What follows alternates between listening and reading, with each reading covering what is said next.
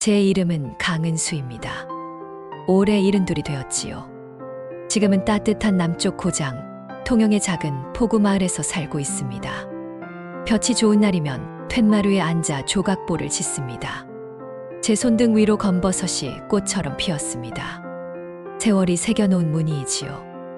이 손으로 참 많은 것을 했습니다. 밥을 짓고 빨래를 하고 그리고 평생을 짊어진 업을 끊어내기도 했습니다. 바늘이 한 땀 한 땀 천을 꿰맬 때마다 까마득한 옛 기억이 파도처럼 밀려옵니다. 제 고향은 이곳에서 배를 타고 한참 들어가야 하는 외딴 섬 송도였습니다. 이름처럼 소나무가 빽빽한 섬이었지요. 늘 자욱한 해무에 쌓여 있었고 공기 중에는 비릿한 갯내음과 스산한 바람 소리가 섞여 맴돌았습니다. 아름다운 곳이었지만 제게 송도는 거대한 감옥과 같았습니다. 섬에는 법이 둘이었습니다. 하나는 무채법이었고 다른 하나는 최진사 대개 법이었습니다. 섬 꼭대기 모두를 내려다보는 자리에 기와를 얹은 그들의 집은 성체와도 같았지요. 섬의 어장과 염전, 무트로 나가는 여객선까지 모두 그들의 것이었습니다. 섬 사람들은 최씨 집안 사람들 앞에서는 숨소리도 죽였습니다. 우리 가족의 비극은 할아버지의 빚에서 시작되었습니다. 전쟁 직후 군주리는 식솔들을 위해 최진사 댁에서 보리쌀 한 가마니와 종자를 빌린 것이 화근이었어요. 그해 흉년이 들어 빚은 눈덩이처럼 불어났습니다. 할아버지는 대실로도 바칠로도 그 빚을 감당할 수 없었습니다. 결국 최진사는 할아버지 앞에 술상을 차려놓고 말했지요. 강영감, 돈으로 못 갚으면 몸으로 갚아야지. 대를 이어서라도 말이야.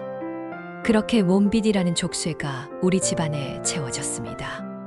그것은 문서도 증인도 없는 구두 약속이었지만 최진사 댁의 말은 곧 송도의 법이었습니다.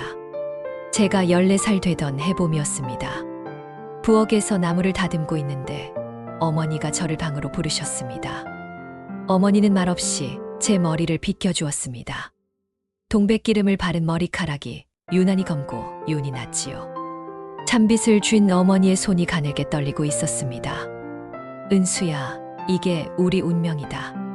순종해야 너도 내 동생도 우리 모두가 산다. 어머니의 목소리는 물에 젖은 솜처럼 무거웠습니다. 저는 아무것도 묻지 못했습니다.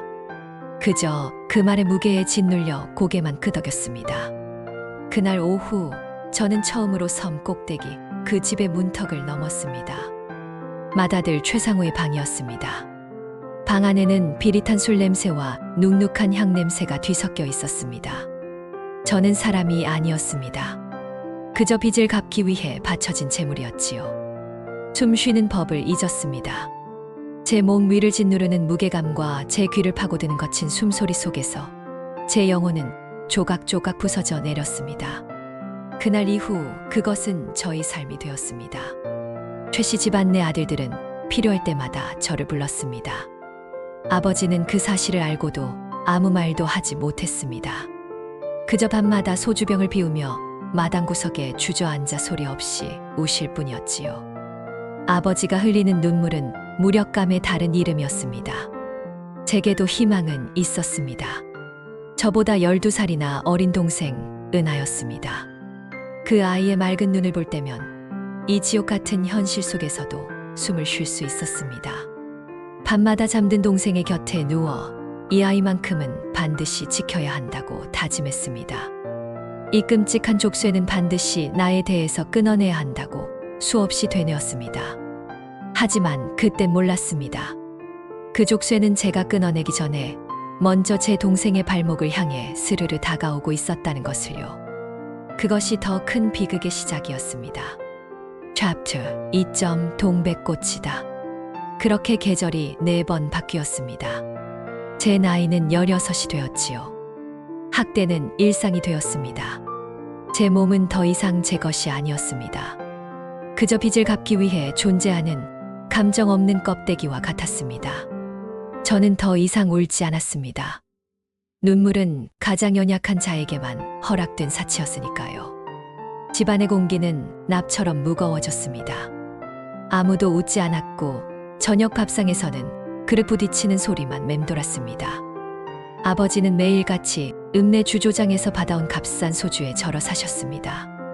술에 취한 날이면 텅 빈 눈으로 저를 보며 중얼거리셨지요. 내가 애비도 아니다. 그 말은 칼이 되어 제 가슴을 파고들었습니다. 저는 괜찮다고 아버지 탓이 아니라고 말씀드리고 싶었지만 목구멍에 돌덩이가 걸린 듯 아무 말도 나오지 않았습니다. 아버지의 무력감은 술기운을 빌려 우리 집 전체를 서서히 잠식하고 있었습니다. 저보다 2살 위인 오빠 민준이는 하루가 다르게 말수가 줄었습니다. 한때는 동네에서 가장 씩씩하고 명랑했던 오빠였습니다. 하지만 제가 그 집에 드나들기 시작한 이후로 오빠의 얼굴에서는 웃음기가 사라졌습니다. 대신 그 자리에는 활화산처럼 들끓는 분노가 자리 잡았지요. 꽉 쥔 주먹의 마디마디가 하얗게 질려 있었습니다. 저는 이대로 무너질 수 없다고 생각했습니다. 이 지옥 같은 현실을 누군가는 알아주어야 했습니다. 어느 날 저는 큰 용기를 내어 마을에서 가장 나이가 많고 존경받는 김진사 댁 어르신을 찾아갔습니다. 어르신은 툇마루에 앉아 곰방대를 물고 계셨습니다. 저는 그 앞에 무릎을 꿇고 차마 입에 담기 힘든 이야기들을 어렵게 꺼내놓았습니다. 어르신 제발 저희 좀 살려주십시오. 제 목소리는 신라처럼 떨렸습니다. 어르신은 한참 동안이나 말없이 곰방대 연기만 내뿜으셨습니다. 마침내 입을 연 그의 목소리는 마른 잎사귀처럼 바스러졌습니다. 알지, 다 안다. 송도 땅에서 일어나는 일을 이 늙은이가 어찌 모르겠느냐. 그런데 왜 아무도. 은수야, 모난 돌이 정 맞는 법이다. 최진사댁은 이 섬의 기둥이고 뿌리다. 그 뿌리를 흔들면 섬 전체가 무너지는 게야. 내가 겪는 고통이 오죽하겠냐마는 그것도 다 너희 집안에 얽힌 업보고 인연이다. 참고 견디는 수밖에 없다. 그것이 어르신의 대답이었습니다. 저는 그 자리에서 얼어붙었습니다. 정의를 기대했던 제가 어리석었습니다. 이 섬에서는 모두가 최 씨 집안의 권력 아래 얽혀있는 공범자였던 것입니다. 저는 비틀거리며 집으로 돌아왔습니다. 마지막 희망의 불씨마저 꺼져버린 기분이었습니다. 그날 저녁 일이 터지고야 말았습니다. 최 씨 집안의 둘째 상철이가 술에 취해 우리 집으로 쳐들어왔습니다. 그는 대뜸 마루에 앉아있는 제 팔목을 거칠게 잡아챘습니다. 야, 강은수. 오늘따라 얼굴이 폈네. 방으로 들어가자. 그 순간 방 안에서 버티고 있던 오빠가 뛰쳐나왔습니다. 오빠의 눈은 이글이글 타오르고 있었습니다. 그 더러운 손 치워. 이 새끼야. 뭐야, 이거. 강서방네 아들 아니야. 이게 어디서 눈을 똑바로 뜨고 네 누이는 우리 집 피 갚는 몸이야. 몰랐어. 상철이가 비웃으며 말하는 순간 오빠는 짐승처럼 달려들어 그의 멱살을 잡았습니다. 하지만 힘의 차이는 명백했습니다. 상철이는 오빠를 마당으로 내동댕이 쳤고 무자비하게 발길질을 해댔습니다. 이 버러지 같은 개, 우리 집안이 웃음냐? 악. 저는 비명을 질렀고 아버지는 그만하게, 제발 그만하게 라며 상철이의 바짓가랑이를 붙잡고 애원했습니다. 온몸이 피투성가 된 오빠가 마당에 쓰러져 신음했습니다. 상철이는 오빠의 얼굴에 침을 뱉고는 욕설을 내뱉으며 돌아갔습니다. 그날 밤 오빠는 짐을 쌌습니다. 퉁퉁 부은 얼굴로 저를 보며 말했습니다. 은수야, 미안하다. 오빠가 힘이 없어서 미안하다. 어딜 가려고 가면 안 돼, 오빠. 여기선 못 살아. 이렇게는 못 살아. 내가 무태 가서 꽃금 벌어서 언젠가 내가 힘이 생기면 꼭 데리러 올게. 오빠는 그렇게 쪽지 한 장 남기지 않고 어둠 속으로 사라졌습니다. 저는 마루에 주저앉아 소리 내어 울었습니다. 아버지는 방 안에서 울었고 어머니도 부엌에서 울었습니다. 우리 가족은 그렇게 산산조각 나고 있었습니다. 마당가에 심어진 동백나무에서 붉은 꽃송이가 통째로 툭 하고 떨어졌습니다. 마치 제 청춘 같았지요. 저는 그날 이후로 더 이상 희망을 품지 않았습니다. 외부의 도움도 가족의 저항도 모두 부질없다는 것을 깨달았습니다. 이제 제가 할 수 있는 일은 단 하나뿐이었습니다. 더 이상 부서지지 않도록 제 자신을 강철처럼 단단하게 만드는 것. 그리고 제 등 뒤에 숨은 어린 동생 은하를 무슨 수를 써서라도 지켜내는 것. 그것이 저의 새로운 결심이었습니다. 지는 동백꽃을 보며 저는 조용히 칼을 갈기 시작했습니다. Chapter 3. 붉은 결실. 오빠가 떠난 뒤로 4년의 세월이 흘렀습니다. 저는 20살이 되었지요.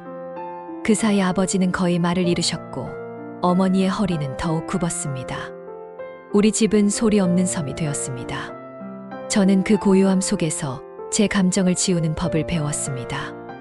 최씨 집안 사람들 앞에서는 그림자처럼 움직였고 돌아와서는 동생 은하의 머리를 따주며 겨우 숨을 쉬었습니다.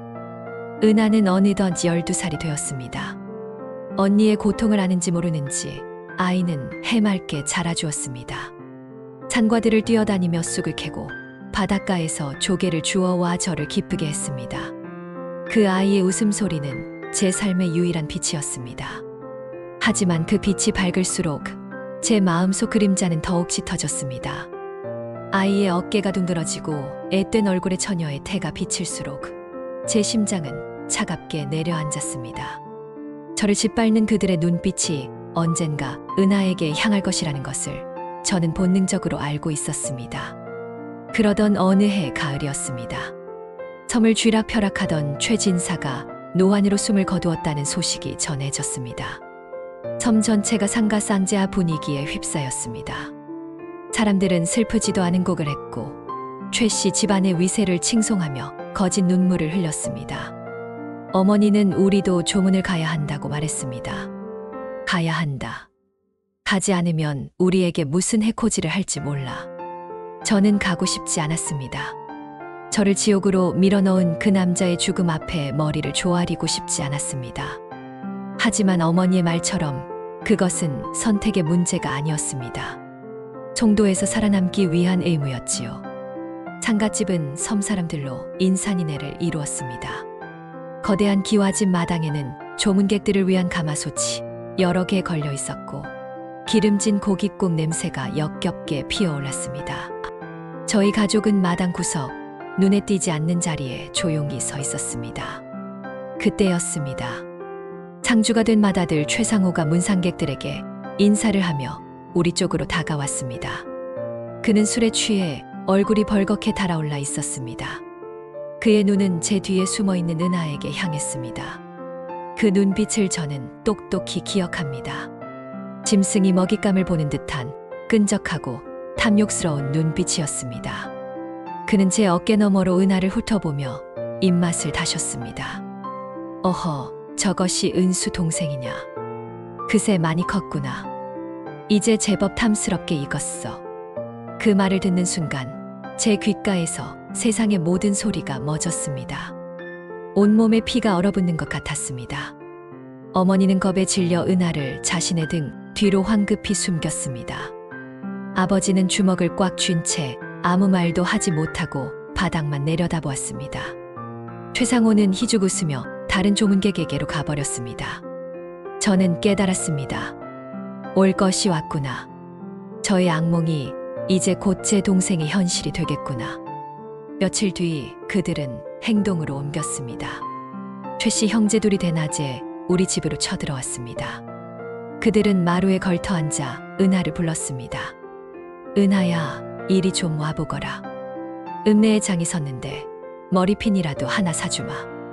은하는 두려움에 질려 제 등 뒤로 숨었습니다. 제가 앞으로 나서며 말했습니다.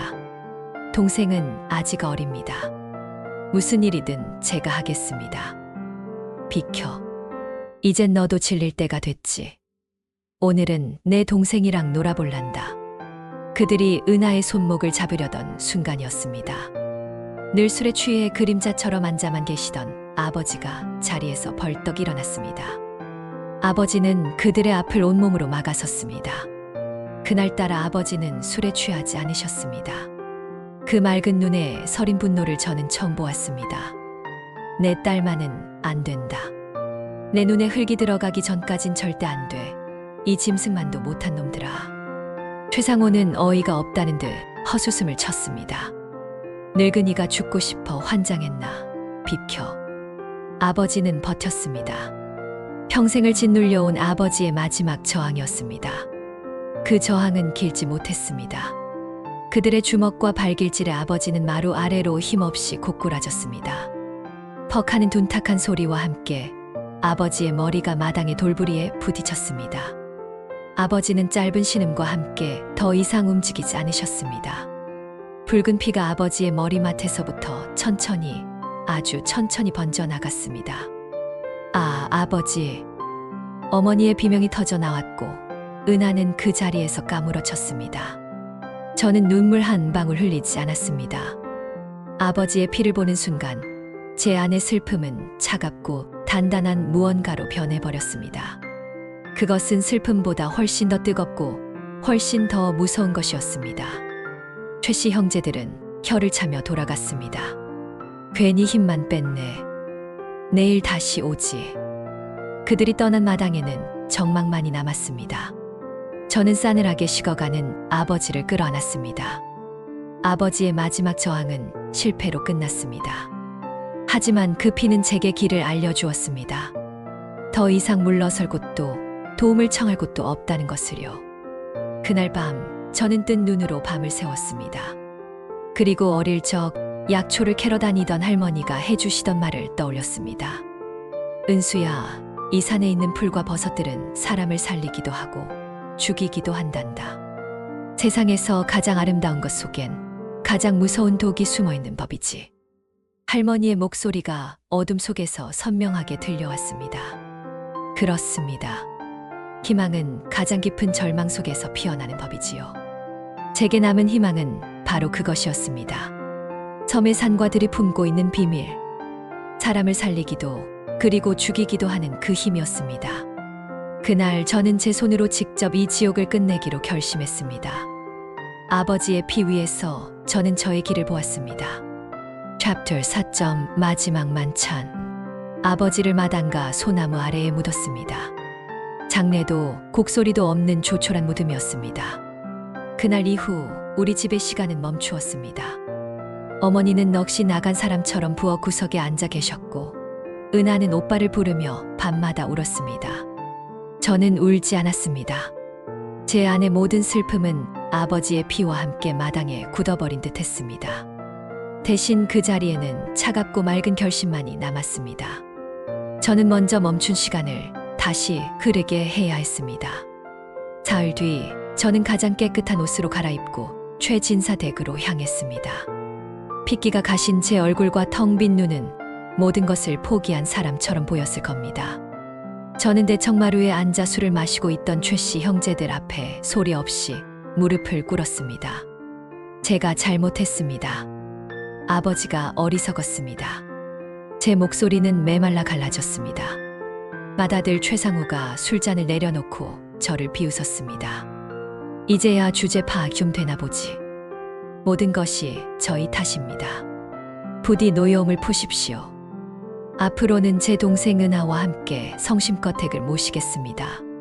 제 말에 그들의 얼굴에 만족스러운 미소가 번졌습니다. 그들은 저희 완벽한 굴복을 의심하지 않았습니다. 저는 떨리는 목소리로 말을 이었습니다. 저희 집안에 닥친 애군을 씻어내고 어르신들께 제대로 사줘야 하는 의미에서 조촐한 저녁상이라도 올리고 싶습니다. 부디 저희 집을 찾아주시어 저희의 용서를 받아주십시오. 그것은 그들의 오만함을 정확히 겨냥한 제안이었습니다. 빚진 자가, 그것도 모든 것을 잃은 계집이 차리는 사주의 밥상을 받는 것은 그들에게 더 없는 권력의 확인이었을 테지요. 최상호는 껄껄 웃으며 고개를 끄덕였습니다. 그거 좋은 생각이다.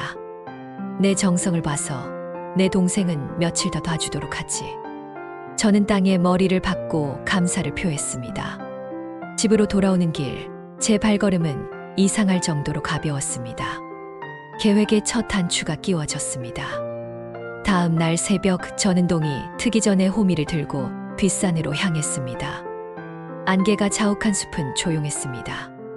할머니의 손을 잡고 다니던 어릴 적 기억을 더듬어 축축한 그늘 아래 숨어있는 그것을 찾아냈습니다. 붉은 가스에 흰 점이 박힌 세상에서 가장 아름다운 독버섯이었습니다.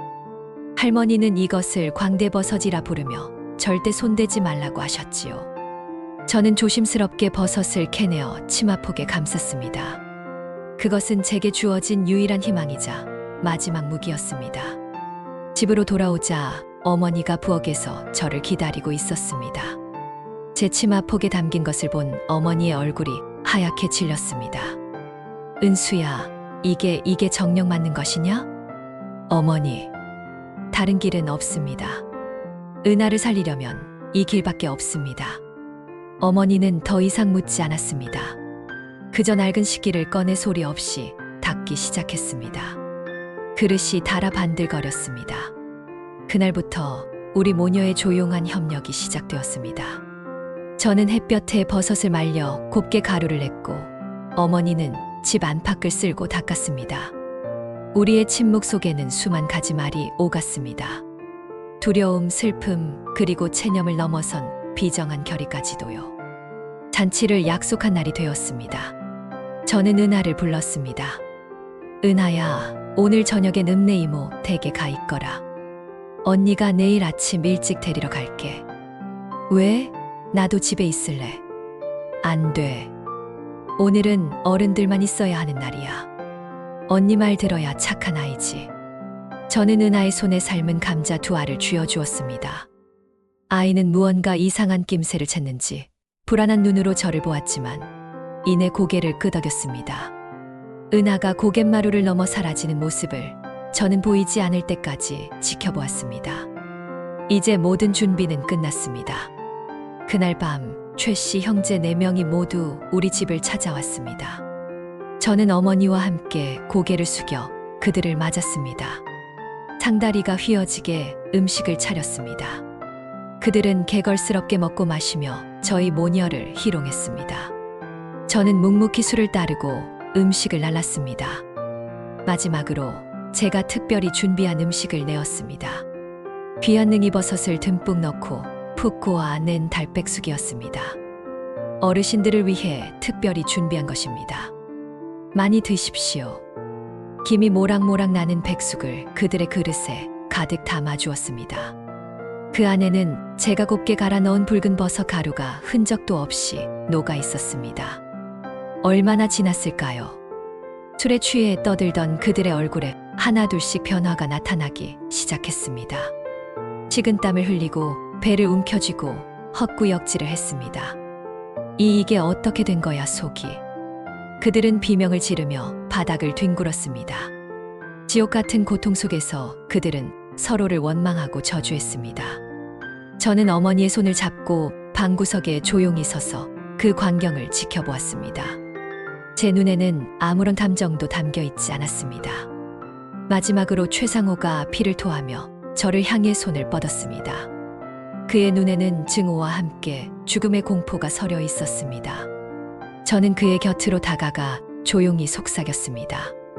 이 빚은 이제 끝났어요. 당신들이 흘린 피로 마지막 빚문서를 씁니다.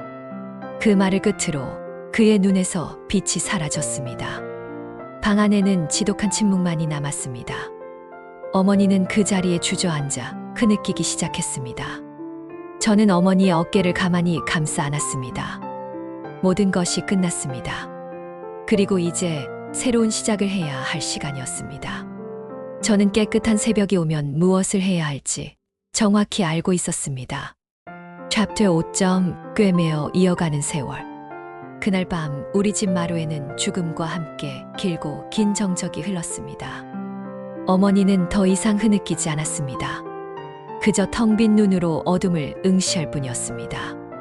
저는 어머니의 손을 잡고 부엌으로 갔습니다. 그리고 솥에 새로 물을 붓고 불을 지폈습니다. 따뜻한 물로 어머니의 얼굴과 손을 닦아드렸습니다. 마치 아무 일도 없었다는 듯이요. 동이 트기 전 가장 짙은 푸른빛이 새벽을 감쌀 때 저는 자리에서 일어났습니다. 가장 깨끗한 옷으로 갈아입고 어머니 앞에 조용히 큰절을 올렸습니다. 어머니, 이제 은하를 부탁드립니다. 어머니는 말없이 제 손을 꼭 잡아주셨습니다. 그 손의 온기 하나만을 가슴에 품고 저는 집을 나섰습니다. 안개 낀 새벽길을 걸어 읍내 파출소로 향했습니다. 문을 열고 들어서자 밤새 깜빡 잠이 들었던 젊은 순경이 놀라 저를 쳐다보았습니다. 저는 그에게 담담하게 말했습니다.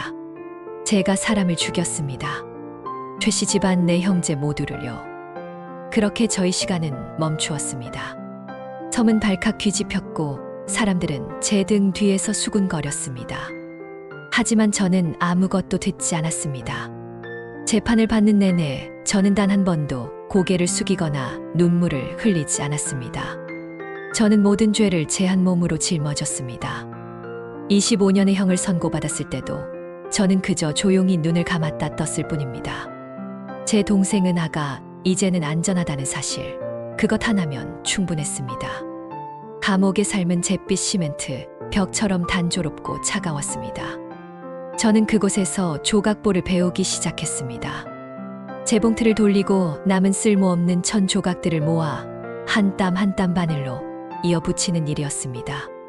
처음에는 그저 시간을 보내기 위한 방편이었습니다. 하지만 시간이 흐를수록 저는 그 행위에 깊이 빠져들었습니다. 버려진 천 조각들이 제 손끝에서 만나 하나의 아름다운 보자기바오로 태어나는 것을 보며 저는 제 삶을 생각했습니다. 산산조각 나고 찢겨나간 제 인생의 파편들이 이 조각보처럼 다시 하나로 이어질 수 있을까? 바늘이 천을 꿰뚫을 때마다 제 마음속 응어리도 조금씩 풀려나가는 듯 했습니다. 어머니가 돌아가셨다는 소식을 들었을 때 저는 사흘 밤낮으로 바늘만 잡았습니다. 눈물 대신 실이 수천 번 천을 꿰뚫었습니다. 그렇게 완성된 조각보를 저는 어머니의 영정사진처럼 가슴에 품었습니다.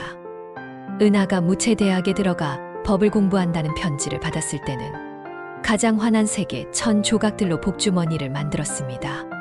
제 기쁨과 슬픔, 그리움과 희망은 모두 그 네모난 천 조각들 안에 담겨 있었습니다. 그리고 마침내 25년의 세월이 흘렀습니다. 앳된 20살 처녀는 어느덧 희끗희끗한 머리카락이 섞인 중년의 여인이 되어 있었습니다.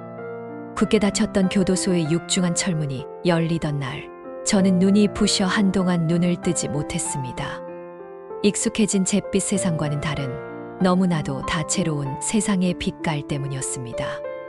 눈을 떴을 때 문 앞에 서 있는 한 여인을 보았습니다. 단정하게 차려입은 지적이고 강인한 눈빛을 가진 여인이었습니다. 저는 한눈에 알아보았습니다. 은하야. 제 목소리는 저 자신도 놀랄 만큼 잠겨 있었습니다. 은하는 말없이 제게 다가와 저를 힘껏 끌어안았습니다. 어릴 적 가냘팠던 동생의 어깨는 이제 저를 기댈 수 있을 만큼 단단하고 넓어져 있었습니다. 언니, 내가 너무 늦었지. 미안해. 너무 늦게 왔어. 동생은 제 어깨에 얼굴을 묻고 아이처럼 울었습니다. 저는 동생의 등을 토닥이며 말했습니다. 아니다, 은하야. 내가 이렇게 잘 커준 것이 언니에겐 전부다. 그것으로 다 되었다. 우리는 한참을 그렇게 부둥켜 안고 있었습니다. 25년의 세월이 그 포옹 한 번으로 모두 녹아내리는 듯 했습니다. 은하는 인권 변호사가 되어 있었습니다. 저의 희생이 헛되지 않았다는 것을 동생은 자신의 삶으로 증명해 주었습니다. 저는 동생을 따라 이곳 통영에 새로운 터를 잡았습니다. 이제 저는 매일 아침 비릿하지만 정겨운 바다 냄새를 맡으며 눈을 뜹니다. 툇마루에 앉아 조각보를 짓는 것이 제 하루의 가장 중요한 일과가 되었습니다. 제가 만든 조각보들은 시장의 작은 좌판을 통해 팔려나갑니다. 누군가의 귀한 선물을 싸는 포장지가 되기도 하고 누군가의 밥상을 덮는 따뜻한 덮개가 되기도 하지요. 사람들은 제 조각보를 보며 색이 참 곱다고 말합니다. 저는 그럴 때마다 조용히 미소 짓습니다. 제 삶의 가장 어두웠던 조각들이 모여 이제는 세상의 가장 환한 빛깔을 만들어내고 있으니까요. 저는 제 선택을 후회하지 않습니다. 생명을 빼앗은 손으로 이제 아름다움을 빚어내는 것이 어쩌면 저에게 주어진 마지막 속죄이자 구원일지도 모릅니다. 제 삶은 고통의 파편들로 이루어졌지만 마침내 하나의 온전하고 강인한 이야기로 꿰매어졌습니다. 그렇게 저희 시간은 오늘도 한 땀 한 땀 평화롭게 이어지고 있습니다. 재미있게 들으셨다면 구독, 좋아요, 알림 설정 꼭 눌러주세요. 저에게 큰 도움이 됩니다.